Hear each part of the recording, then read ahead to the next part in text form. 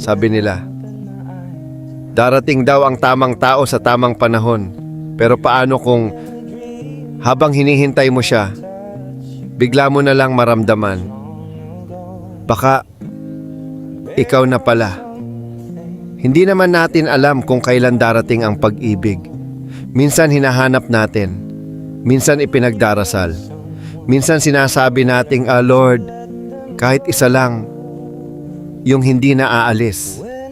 Yung taong hindi lang darating kapag masaya ka, kundi mananatili kahit ordinaryong araw lang. Yung taong hindi mo kailangang pilitin na mahalin ka. Dahil kusa niyang pipiliin na manatili. Baka makilala mo siya, hindi mo inaasahan. Baka simpleng hi lang ang simula. Isang usapan, isang tawanan, isang tinginan na hindi mo maipaliwanag. Tapos isang araw, mapapansin mong hinahanap-hanap mo na siya. Yung message niya, yung boses niya, yung simpleng pangungumusta niya, at hindi mo namamalayan, unti-unti na pala siyang nagiging paborito mong tao. Siguro ganun talaga ang pag-ibig. Hindi palaging fireworks, hindi palaging grand gestures. Minsan, simple lang. Pagod ka na, kumain ka na, mag-ingat ka sa biyahe. Sabihin mo kapag nakauwi ka na. Mga simpleng salita, pero kapag galing sa taong mahal mo, parang ang sarap mabuhay. Dahil may isang taong masaya sa presensya mo. May isang taong gustong marinig ang kwento mo. At may isang taong pipiliin kang makasama kahit wala kayong ginagawa.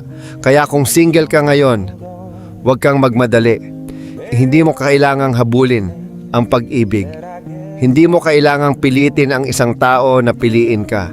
Darating din siya. At kapag dumating, sana hindi lang kilig ang maramdaman mo. Sana maramdaman mong, kaya pala ako naghintay. At kapag dumating na siya, huwag mong sayangin. Alagaan mo, pahalagahan mo, at piliin mo. Araw-araw. Dahil baka sa dami ng taong dadaan sa buhay mo, may isang taong hindi lang dadaan. Mananatili.